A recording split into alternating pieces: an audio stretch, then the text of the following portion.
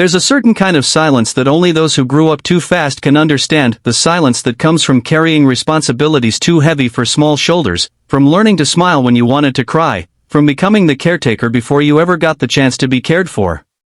It's the silence of a child who watched the world through eyes far older than their years, who learned that comfort wasn't always available and that love, sometimes, had conditions attached to it. These children don't just grow, they evolve. They build armor around tender hearts, crafting maturity out of survival, and wisdom out of wounds. To the world, they look strong, capable, and composed. But beneath that strength often lies exhaustion, a quiet longing to finally be small again, to finally feel safe enough to rest. A child who grows up too fast learns lessons that most people don't face until adulthood. They learn that life isn't always fair, that people you love can disappoint you, that emotions can be inconvenient. They stop asking for help because somewhere along the way, help stopped coming. They become experts in self-control and independence, not because they wanted to, but because they had no choice. They start taking care of others, siblings, parents, friends, thinking that love means responsibility, not comfort. They grow into adults who give endlessly but struggle to receive, who show strength but hide their fragility, who build beautiful lives but secretly wonder why happiness feels like hard work. Inside these adults lives a child who still remembers what it was like to be overlooked, to be the one who had to stay calm when everything around them was chaos. That child learned to manage emotions by suppressing them. They learn to stay silent rather than risk rejection. Over time, that silence becomes a pattern, a way of existing, keeping peace at the cost of inner truth.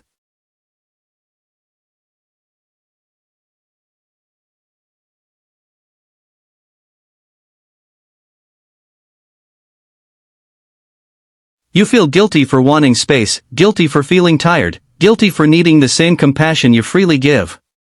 But guilt has no place in true kindness. You have to understand that you teach people how to treat you by the way you treat yourself. If you keep showing the world that your needs can wait, that your feelings don't matter, that your time is always available, people will believe you. Not because they are unkind, but because you train them to see you as someone who doesn't require care. Self-kindness is the act of untraining that. It is the decision to honor your own limits, to speak to yourself with softness, to rest without apologizing, to refuse to be the hero at the cost of your own well-being. It is understanding that you have permission to step back, permission to protect your peace, permission to choose yourself. When you give from a place of self-kindness, your kindness becomes stronger, not weaker. It becomes genuine, not forced. It becomes a gift, not an obligation. You begin to love without losing yourself, help without harming yourself, support without suffocating your own needs. You start realizing that saying no when you need to is an act of courage, not cruelty. That walking away from those who drain you is an act of respect, not selfishness. That choosing yourself does not make your heart smaller, it makes it safer, healthier, and more capable of giving in the long run. True kindness is balanced. It recognizes that you are not meant to carry everyone. You are not required to break so others can stand. You are allowed to be kind and strong. You are allowed to be generous and still have boundaries. You are allowed to give, but you are also allowed to keep something for yourself. And the moment you start practicing self-kindness, you begin to realize something powerful: your worth was never measured by how much you sacrifice. Your value does not diminish when you rest. Strength built from survival is not weakness. It is the quiet power that grows from enduring pain and still choosing to rise again. It is the invisible courage of those who never had the luxury of falling apart because life didn't give them that option. Survival strength is born in the shadows, in sleepless nights, in unspoken fears, in holding yourself together when the world around you is falling apart. It doesn't look glamorous or loud. It looks like showing up when your heart is tired, like smiling through tears, like pretending you're fine when you're barely holding on. For many, this kind of strength began in childhood when they had to become responsible, stable, or wise beyond their years just to feel safe. They learned early that love could be unpredictable, that promises could be broken, and that sometimes, the only person they could rely on was themselves. That early self-reliance became their survival mechanism. They built emotional armor out of necessity, not choice. And even though that armor kept them safe, it also made them forget that they were allowed to be soft, to be comforted, to be cared for. But survival strength is not the same as emotional numbness. It is the flame that refuses to go out, even in the strongest wind. It's the inner whisper that says, keep going, when everything inside you screams to stop. People who have survived hard things often carry invisible scars, but those scars are maps of resilience. They are not signs of weakness, they are proof that healing was once necessary. Each one tells a story of nights you didn't think you'd make it through, of heartbreaks that didn't destroy you, of fears that lost their power because you faced them anyway. True strength is not the absence of pain, it's the ability to keep love alive despite it.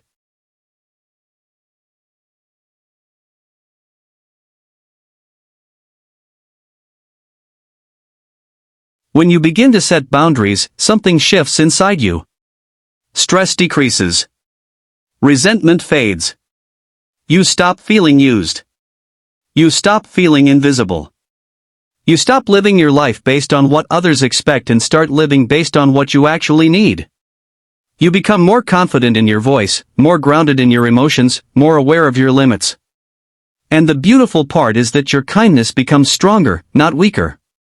You are no longer giving from a place of pressure or depletion. You are giving from a place of choice and authenticity. You show up because you want to, not because you feel forced. You help because it aligns with your energy, not because you fear disappointing someone. You become the kind of person whose kindness is steady, sustainable, and deeply appreciated, not because it is endless, but because it is real. Boundaries also teach others how to treat you. If you never say no, people assume you don't mind.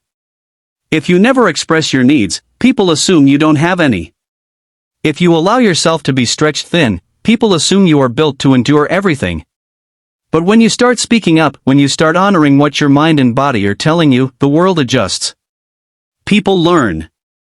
They respect you more. They understand your value, not because you gave everything away, but because you protected yourself with integrity and strength. You deserve the same compassion you offer to others. Giving should not mean losing yourself. Yet so many people move through life believing the opposite. They believe their worth is measured by how much they sacrifice, how much they tolerate, how much they can endure without asking for anything in return. They become the quiet healers, the emotional anchors, the dependable ones who always listen, always show up, always care, often at the cost of their own well-being. They carry burdens that aren't theirs, soothe wounds they did not cause, and pour warmth into people who rarely notice when they themselves grow cold. Over time, this becomes a pattern. Giving becomes a reflex, while receiving feels uncomfortable or even wrong. Asking for help feels like a weakness. Needing support feels like a burden. But here is the truth that you must not forget: your heart is not meant to be a place where everyone else finds comfort while you remain empty. Compassion is a two-way energy. Love is a two-way process. Care is a two-way exchange. You deserve softness too. You deserve understanding. You deserve the embrace you offer so easily to others. When you deny yourself compassion, you slowly lose touch with your own emotions. You become someone who knows how to comfort everyone except yourself. You become skilled at reading the pain of others while ignoring the ache inside your own chest. And in that imbalance, a silent exhaustion grows. You begin to feel unseen, unappreciated, and emotionally drained. You start wondering why people don't check on you with the same sincerity that you check on them. You ask yourself why you constantly give love yet feel so lonely. But the problem is not your heart. Your heart is beautiful. The problem is the belief that your needs matter less. That belief is false. You deserve connection, not depletion. You deserve reciprocity, not one-sided loyalty. You deserve people who pour into you with the same care you pour into them. Compassion is not about giving everything you have until there is nothing left. True compassion has balance, boundaries, and honesty. When you treat yourself with the same kindness you offer others, you begin to heal. You begin to breathe again. You begin to understand that self-compassion does not take away from your ability to love, it strengthens it. A person who nourishes their own heart becomes a person capable of loving others with far more depth, stability, and clarity. Because you are no longer giving from emptiness, you are giving from fullness. You are no longer trying to earn love through sacrifice, you are sharing love from a place of confidence and inner peace. And remember this: compassion toward yourself is not selfishness. It is self-preservation. It is self-respect. It is the courage to say, my feelings matter too. It is the bravery to walk away from those who drain you, even if you once believed they deserved your loyalty. It is the strength to choose environments that don't punish your softness. It is the wisdom to understand that loving yourself is not a betrayal of others, it is a promise to yourself. You deserve to rest without guilt. You deserve to say no without fear. You deserve to ask for support without apologizing. You deserve to be held, understood, and valued. And so, as we reach the end of this journey through the hidden truths of kindness, remember this: your heart was never meant to be a battlefield where you fight for everyone except yourself. You were never meant to live exhausted, unheard, or unseen in the name of compassion.